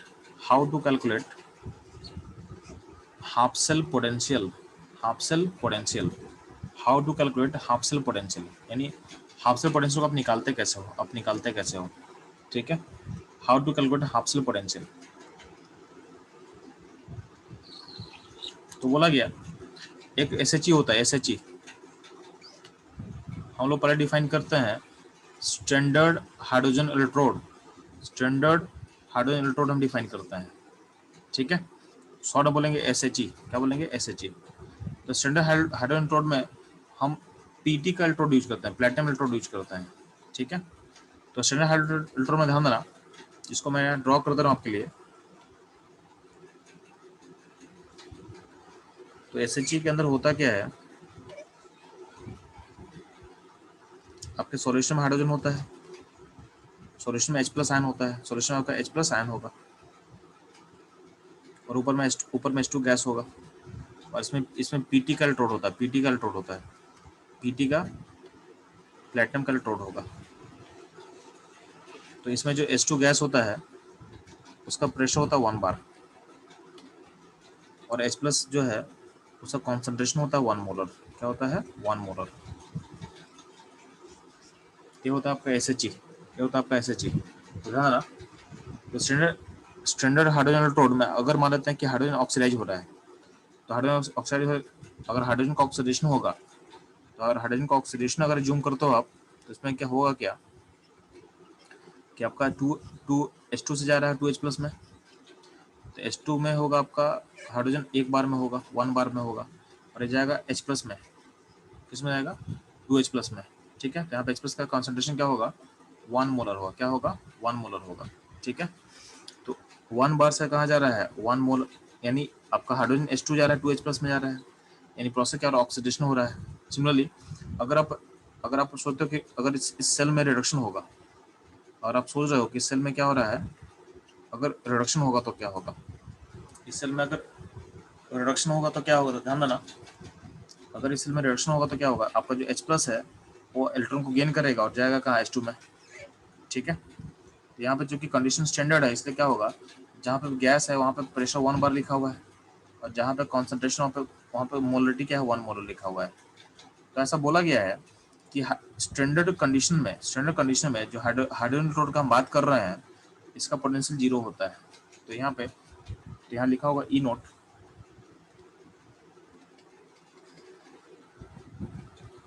E naught of H2 से H+, यानी oxidation potential of this cell is 0।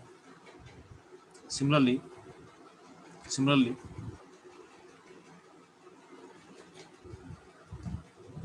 E naught of H+ से H2, यानी अगर ऑक्सीडेशन पोटेंशियल 0 होगा सेल का, तो स्टैंडर्ड रिडक्शन पोटेंशियल भी क्या होगा? 0 होगा। तो जो हम SHE डिफाइन कर रहे हैं, स्टैंडर्ड हाइड्रोजन इलेक्ट्रोड डिफाइन कर रहे हैं, इसका ऑक्सीडेशन पोटेंशियल ले लो या रिडक्शन पोटेंशियल ले लो, दोनों 0 होता है, दोनों को हम 0 डिफाइन करते हैं। तो बाय डेफिनेशन क्या होता है, इसका वैल्यू को हम 0 मान लेते हैं, ठीक है। यानी हम जब भी हम कोई चीज मेजर करेंगे उसके लिए फ्रेम होता है ना, इसके लिए हमको 0 डिफाइन करना पड़ता है। तो किसी भी हाफ सेल का पोटेंशियल मेजर करने के लिए पहले हमको फ्रेम चाहिए था, यानी किसका हम फ्रेम लेंगे, किसको हम 0 बोलेंगे, तो हम 0 बोल रहे हैं किसको, तो स्टैंडर्ड हाइड्रोजन इलेक्ट्रोड के वैल्यू को हम 0 मान रहे हैं, उसको हम 0 मान रहे हैं अपना, ठीक है। तो उसको बेस लेके हम बाकी आगे का मेजरमेंट करेंगे, ठीक है। अब ध्यान देना, यहाँ तक डाउट पे चलो। No sir.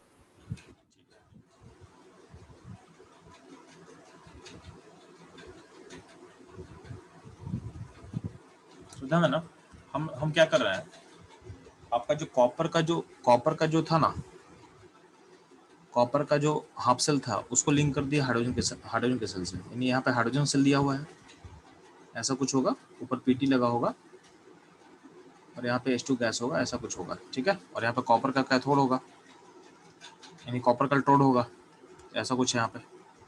तो इन दोनों को अगर आप कंबाइन करोगे तो होता क्या है कि कॉपर और हाइड्रोजन में कोई ज़्यादा रिलेटिव कौन होता है? तो कॉपर हाइड्रोजन में ज़्यादा रिलेटिव होता है हाइड्रोजन। इसका मतलब क्या होगा? कॉपर इसमें रिड्यूस होगा, तो कॉपर रिड्यूस होगा और हाइड्रोजन क्या होगा? ऑक्सीडाइज होगा, ठीक है। तो ऊपर में हम लोग ध्यान देना, इन दोनों को जब कनेक्ट करेंगे तो यहाँ पे हम लोग वोल्ट मीटर लगाते हैं, वोल्ट मीटर, ठीक है। यहाँ क्या लगाएंगे हम लोग? Volt meter. और वोल्ट मीटर लगा के हम लोग क्या करेंगे? करंट को मेजर करते हैं। क्या करते हैं? करंट को मेजर करते हैं। तो वोल्ट मीटर का यूज करके हम लोग वोल्ट मीटर का अप्लाई करके यहाँ का वोल्टेज मेजर करता है। वोल्टेज यानी वोल्टेज, या फिर एक सेकंड, वोल्टेज बोल दो या बोल दो EF, तो EF को मेजर करते हैं, ठीक है। तो हम लोग वोल्ट मीटर से हम क्या करेंगे? हम ई सेल निकाल सकते हैं, ई सेल यानी दोनों सेल का जो कॉम्बिनेशन है उसको हम निकाल सकते हैं वोल्ट मीटर से, ठीक है। अब होता क्या है, तो हम ई सेल मेजर कर लिए, हम ई सेल को मेजर कर लिए, ठीक है। तो हम ई सेल को हम मेजर कर लिए हैं।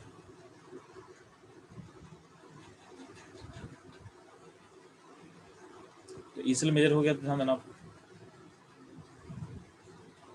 तो आपका जो इनोड सेल है उसका वैल्यू क्या होगा जी? तो आपका जो इनोड सेल है उसका वैल्यू ध्यान देना,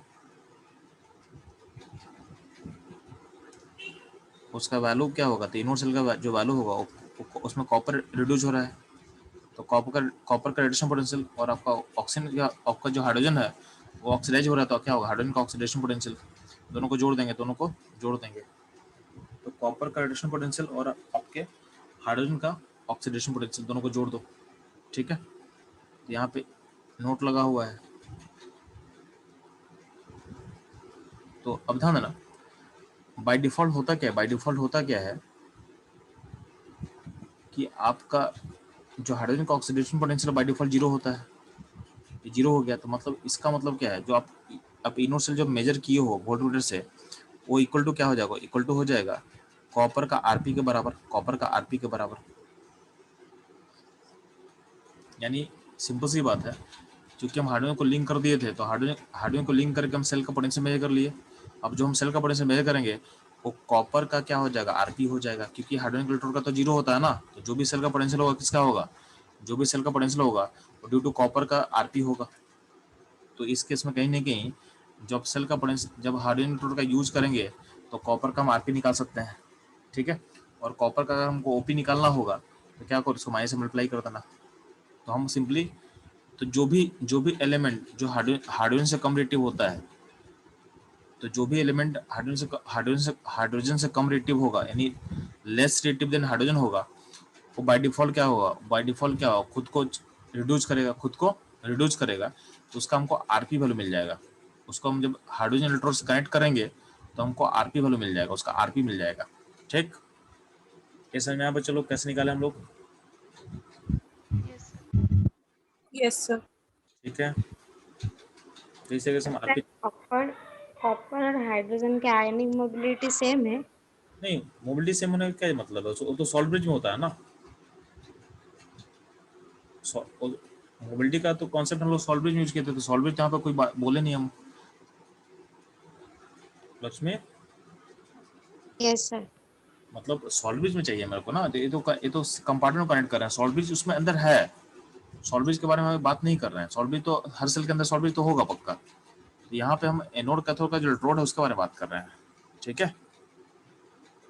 यस सर। ठीक है, तो हम क्या बोल रहे हैं कि हम लोग को हाफ सेल का पोटेंशियल मेजर करना था, तो मेजर करने का तरीका समझा रहे हैं कैसे हम लोग मेजर करते हैं, ठीक है। तो स्टैंडर्ड हाइड्रोजन इलेक्ट्रोड का यूज करके हम लोग क्या करते हैं, क्योंकि उसका बाय डिफॉल्ट जीरो होता है, तो जिससे कनेक्ट करोगे उसका हाफ सेल मिल जाएगा। तो जो एलिमेंट हाइड्रोजन से कम रिलेटिव होगा उसका आपको आरपी मिल जाएगा, उसका रिडक्शन पोटेंशियल मिल जाएगा, उसका आपको रिडक्शन पोटेंशियल मिल जाएगा, ठीक है।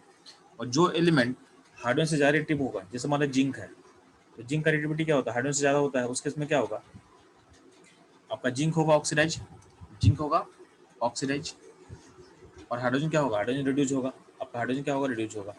ठीक है, तो अब वोल्ट में लगा के, तो उस केस में क्या होगा, जिंक हो जाएगा ऑक्सीडाइज और आपका हाइड्रोजन हो जाएगा रिड्यूस, यानी आपका जो ई नोट सेल होगा वो क्या होगा, जिंक का ओपी मिल जाएगा, जिंक का ऑक्सीडेशन और प्लस हाइड्रोजन का रिडक्शन करना पड़ेगा आपको। अब बाय डिफॉल्ट ये 0 होता है, तो आप ई नोट सेल आप निकाल चुके हो मेजरमेंट करके, यानी वोल्ट मीटर का यूज करके आप सेल का ईएमएफ आप निकाल चुके हो। तो सर जो सेल का ईएमएफ आप निकालोगे वो हो जाएगा जिंक का ओपी वैल्यू, हो जाएगा जिंक का ओपी वैल्यू, जिंक का ऑक्सीडेशन पोटेंशियल मिल जाएगा। यानी जो एलिमेंट जिंक से ज़्यादा रिएक्टिव होगा, जो एलिमेंट जिंक से ज़्यादा रिएक्टिव होता है, सॉरी, जो एलिमेंट हाइड्रोजन से ज़्यादा रिएक्टिव होगा उसका हमको ओपी वैल्यू मिल जाता है, यानी उसके हाफ सेल का ओपी निकाल लेते हैं। ठीक है, तो जो एलिमेंट हाइड्रोजन से कम रिएक्टिव होगा उसका हमको आरपी मिल जाता है, और जो एलिमेंट हाइड्रोजन से ज़्यादा रिएक्टिव होता है उसका हमको ओपी मिल जाता है। वंस ओपी मिल जाए तो आरपी निकालना बहुत आसान है ना जी। अगर आपको ओपी मिल गया किसी का तो उसका आरपी कैसे निकालेंगे, तो RP is minus of OP. तो अगर आपको ओपी मिल जाए तो आप आरपी निकाल सकते हो, और अगर आपको आरपी मिल जाए तो आप ओपी निकाल सकते हो। आप उसको आप इंटर कन्वर्ट कर सकते हो, आप इंटर कन्वर्ट कर सकते हो। ठीक है, ये समझ में आया चलो आप लोगों को कि हाइड्रोजन इलेक्ट्रोड का यूज करके हम लोग किस तरह से निकालते हैं। ठीक है,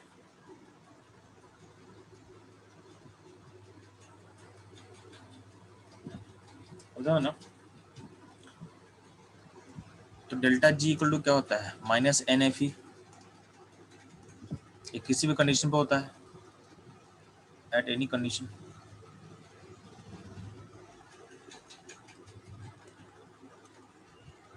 और एक होता है अगर कंडीशन स्टैंडर्ड हो,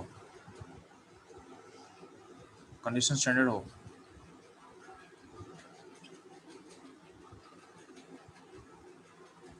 तो एट स्टैंडर्ड कंडीशन क्या होगा,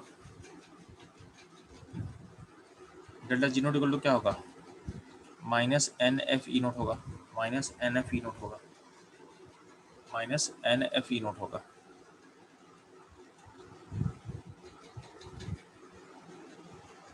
ठीक है, तो ध्यान ना, जो डेल्टा जी नोट है ई नोट होता है, ये होता है कांस्टेंट क्वांटिटी, ये होता है कांस्टेंट क्वांटिटी।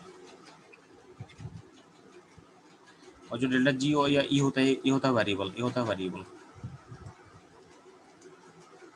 ठीक है, तो किसी भी स्पॉन्टेनियस प्रोसेस का डेल्टा जी नेगेटिव होता है और ई क्या होगा, पॉजिटिव होगा। किसी भी नॉन स्पॉन्टेनियस प्रोसेस का डेल्टा जी क्या होता है, जी पॉजिटिव होता है और ई क्या होता है, नेगेटिव होता है। और अगर आपका प्रोसेस इक्विलिब्रियम पे है, प्रोसेस अगर इक्विलिब्रियम पे है तो डेल्टा जी 0 होता है और आपका ई 0 होता है। तो यहाँ पे जी और ई का बात कर रहे हैं, यहाँ पे जी नोट और ई नोट मत लेना। जी नोट और ई नोट क्या होता है, कांस्टेंट वैल्यू होता है, उसको मत लिंक कर देना। जब भी कोई भी स्पॉन्टेनियस प्रोसेस होगा तो उसका डेल्टा जी नेगेटिव होता है, डेल्टा जी नोट नेगेटिव नहीं होता है। आपको ये दिमाग सेट करना है, डेल्टा जी नेगेटिव होता है, डेल्टा जी पॉजिटिव होता है, डेल्टा जी 0 होता है। उससे करस्पॉन्डिंग ई पॉजिटिव होगा, ई नेगेटिव होगा, ई 0 होगा। ठीक है, तो ये चीज आपको ध्यान देना है, इसको आपको ध्यान देना है।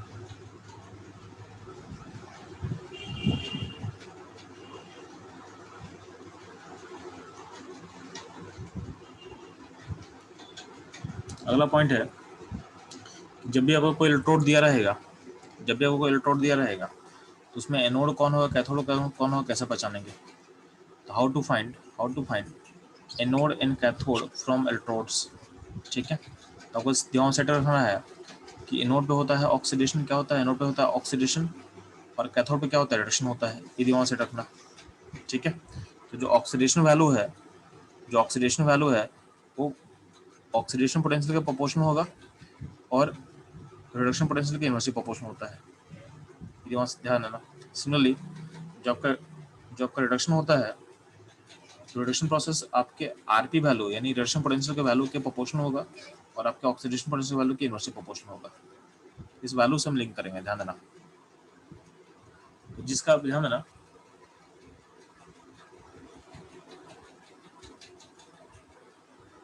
जिसका ऑक्सीडेशन पोटेंशियल ज़्यादा होता है उसका रिड्यूसिंग पावर भी ज़्यादा होगा, क्योंकि ऑक्सीडेशन पोटेंशियल ज़्यादा है तो वो उसका नेचर क्या हो, वो ऑक्सीडाइज होना चाहता है। तो कहीं ना कहीं ऑक्सीडेशन पोटेंशियल ऑक्सीडेशन प्रोसेस को रिप्रेजेंट करता है। तो जो ऑक्सीडेशन करना चाहेगा दूसरे को क्या करेगा, तो दूसरे को रिड्यूस करेगा। तो जिसका ऑक्सीडेशन पोटेंशियल ज़्यादा होगा उसका रिड्यूसिंग पावर भी ज़्यादा होगा, तो उसका काम क्या होगा, वो रिड्यूसिंग एजेंट की तरह काम करेगा। ठीक है, और वो आरपी वैल्यू से क्या होगा, इन्वर्सली प्रोपोर्शनल होगा। ऑक्सीडाइजिंग पावर से इन्वर्सली प्रोपोर्शनल होगा और ऑक्सीडाइजिंग एजेंट से इन्वर्सली प्रोपोर्शनल होगा। ठीक है, सिमिलरली जो आपका रिडक्शन पोटेंशियल होता है वो कहीं ना कहीं रिडक्शन को रिप्रेजेंट करता है, यानी रिडक्शन प्रोसेस को क्या करेगा, रिप्रेजेंट करेगा। ठीक, तो जिसका आरपी वैल्यू हाई होगा वो खुद होगा रिड्यूस, तो दूसरे को क्या करेगा, ऑक्सीडाइज करेगा। तो क्या होगा, ऑक्सीडाइजिंग पावर के प्रोपोर्शनल होगा। तो किसी का भी आरपी वैल्यू उसके ऑक्सीडाइजिंग पावर के प्रोपोर्शनल होता है, यानी ऑक्सीडाइजिंग एजेंट अच्छा होगा और उसकी रिड्यूसिंग पावर या रिड्यूसिंग एजेंट से क्या होता है, इनवर्सली प्रोपोर्शनल होता है। ठीक है, ये ध्यान देना। इस एनालॉजी में कोई प्रॉब्लम है? चलो क्या था, ठीक है आप लोग को?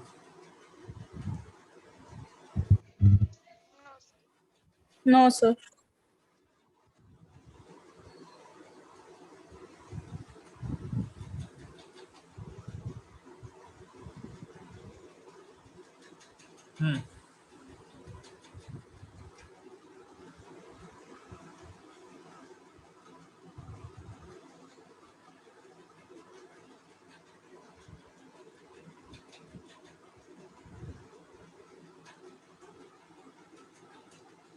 ध्यान ना, और यहाँ तो कोई दिक्कत नहीं है। बोला क्या जा रहा है, तो अगर मान लेते हैं कि आपको एनोड कैथोड पहचानना है, यानी आपके पास हम इलेक्ट्रोड दे देंगे, उसमें एनोड कैथोड कैसे पहचानते हैं, तो ध्यान दो यहाँ पे।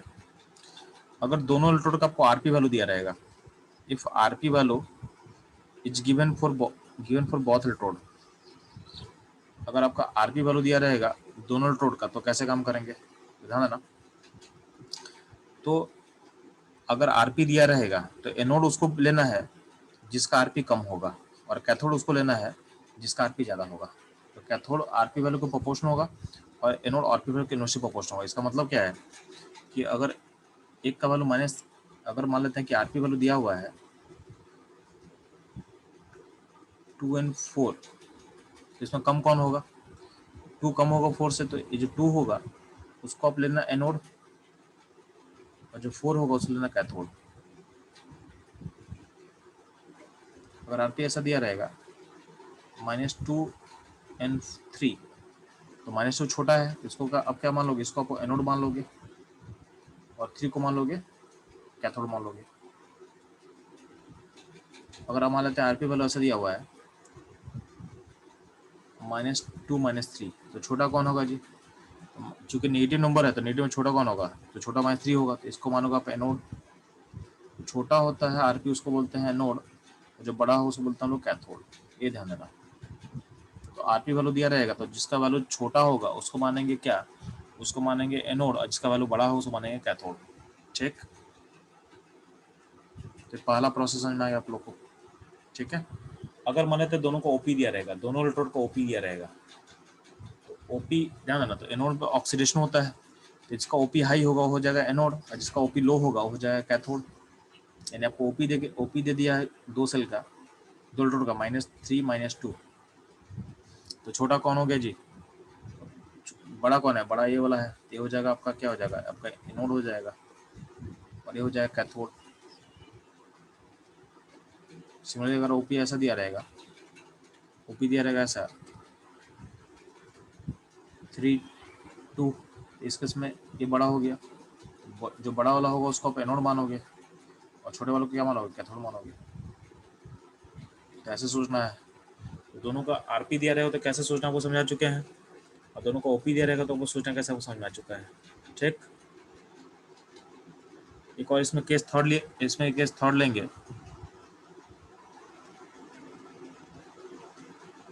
तो थर्ड में बोला गया if RP of one electrode in OP of other electrode is given, यानी एक का अगर आरपी एक का अगर आरपी दिया हो और दूसरे का ओपी दिया हो, एच गिवन, तब क्या करेंगे? यानी एक का आरपी है, दूसरे का क्या ओपी है, तब क्या करोगे? चलो तो सिंपल है। अब क्या करना, जब भी एक का आरपी और दूसरे ओपी दिया हो तो क्या करोगे? आइदर इसको चेंज कर दो ओपी में, तो इसको ओपी में कन्वर्ट कर दो, और या तो आप इस आरपी को ओपी में चेंज कर दो, या फिर इस ओपी को आरपी में चेंज कर दो, इन दोनों को सेम में कर दो। या तो आपका आरपी को ओपी में चेंज कर दो, तो चेंज ओपी टू आरपी, या फिर आरपी टू ओपी, मतलब दोनों को आपको सेम करना है। ठीक है, तो अगर एक का आरपी दूसरे को ओपी दिया तो या तो जो आरपी उसको ओपी में चेंज कर देना, या फिर जो ओपी उसको आरपी में चेंज कर दो। इससे क्या दोनों का सेम हो जाएगा। अब दोनों का सेम हो जाएगा तो आपको निकालना आपको आ चुका है। ठीक है, जब भी अलग दिया रहेगा तो क्या करते हैं हम लोग, तो उसको सेम में कन्वर्ट करते हैं, उसको सेम में हम कन्वर्ट करते हैं।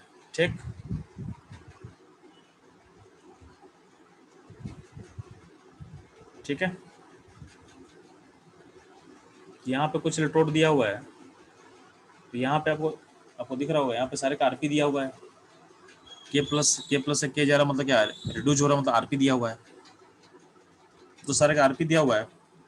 और क्वेश्चन बोला है आपको कंपेयर करना है, compare according to reducing power. तो compare according to reducing power, fast compare करेंगे। चलो किसका रिड्यूसिंग पावर हाई होगा? सारे का क्या दिया हुआ है? सारे का आपको आरपी दिया हुआ है।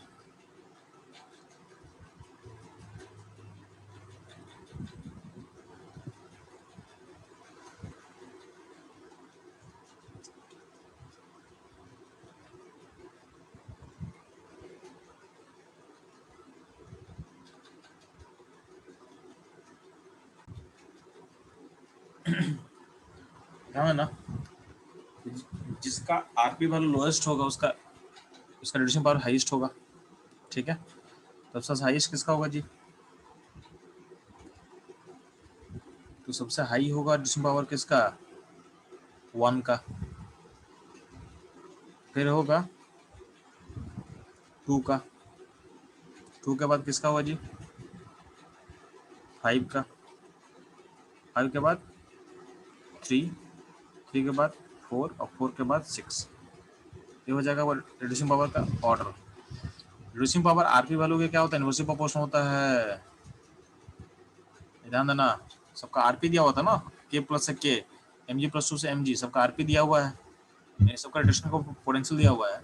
इसका मतलब क्या होगा? जिसका वैल्यू सबसे लोएस्ट होगा उसका रिड्यूसिंग पावर हाईएस्ट होगा, जिसका वैल्यू लोएस्ट होगा उसका रिड्यूसिंग पावर क्या होगा? हाईएस्ट होगा। ठीक है, मधु लक्ष्मी समझ में आया बच्चा? मैंने उल्टा कर दिया। Yes sir. तो उल्टा क्यों कर दिए? उल्टा नहीं करना है। ठीक है, अब ध्यान देना, इसमें एक और चीज समझोगे। तो अगर आपसे पूछेगा ना कि कौन, जैसे मान लो कि के से के प्लस, तो के से के प्लस जब जा रहा है, इसमें इन दो, यहाँ पे दो स्पीसीज है, एक के है और एक के प्लस है। इसमें कौन सा रिड्यूसिंग एजेंट होगा? Which one is reducing agent, के प्लस या के? ये ध्यान देना। तो कभी कभी क्या होता है, एक कपल ऐसे लिख के दे देगा और आपसे बोलेगा फाइंड बेस्ट रिड्यूसिंग एजेंट। ठीक है, तो इसमें जो के प्लस नहीं होगा, क्योंकि रिड्यूसिंग एजेंट कौन होता है? जिसका ऑक्सीडेशन होता है। तो के प्लस का ऑक्सीडेशन पॉसिबल नहीं है, के का पॉसिबल है, तो के इज रिड्यूसिंग एजेंट, के इज रिड्यूसिंग एजेंट। तो क्वेश्चन ऐसा बोल देगा कि which is best reducing agent, और ऑप्शन लिख देंगे। ऑप्शन ए में के प्लस लिख देंगे, ऑप्शन बी में लिख देंगे mg प्लस 2, ऑप्शन सी में लिख देंगे हम mg, ऑप्शन डी क्या हो जाएगा? के लिख देंगे। ठीक है, तो इसका मतलब क्या है, इसमें ऑप्शन क्या होगा? के होगा। ए होगा। ठीक है, और के के बाद क्या होगा? mg होगा। mg mg प्लस 2 और k प्लस 2 दोनों रिड्यूसिंग एजेंट की तरह काम नहीं कर रहा है, उसका ऑक्सीडेशन पॉसिबल ही नहीं है। ठीक है, ये ध्यान देना आपको, ये आपको लिंक करने आना चाहिए कि which is best reducing agent, तो वो समझ में आना चाहिए। ठीक है, इतना क्लियर है बच्चों लोग? यहाँ तक को डाउट आपको? No, sir. नहीं? एक और क्वेश्चन कर लें थोड़ा सा हम लोग।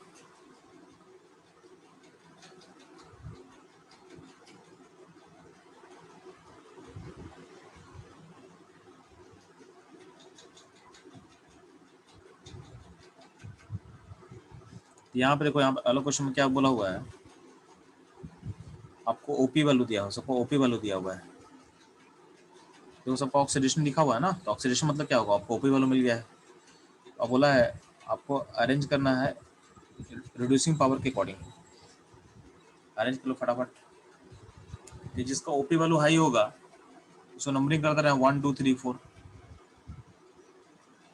जिसका ओपी वैल्यू हाई होगा उसका रिड्यूसिंग पावर हाई होगा। तो हाईएस्ट किसका होगा जी, 2 का, 2 का 1 वो 1 3 3 4, ठीक है। तो यहाँ तक क्लियर है आप लोग को, इसमें कोई डाउट है यहाँ तक बच्चों लोग? No, sir. नहीं, ठीक है। तो आज के सेशन को यहीं पे एंड करेंगे हम लोग। नेक्स्ट सेशन में सीखेंगे बैटरी का ईएमएफ कैसे निकालेंगे, ठीक है। आज हम लोग बहुत सारी चीज़ सीख ली है, इसको लोगों रिकैप कर लोगे, ठीक है।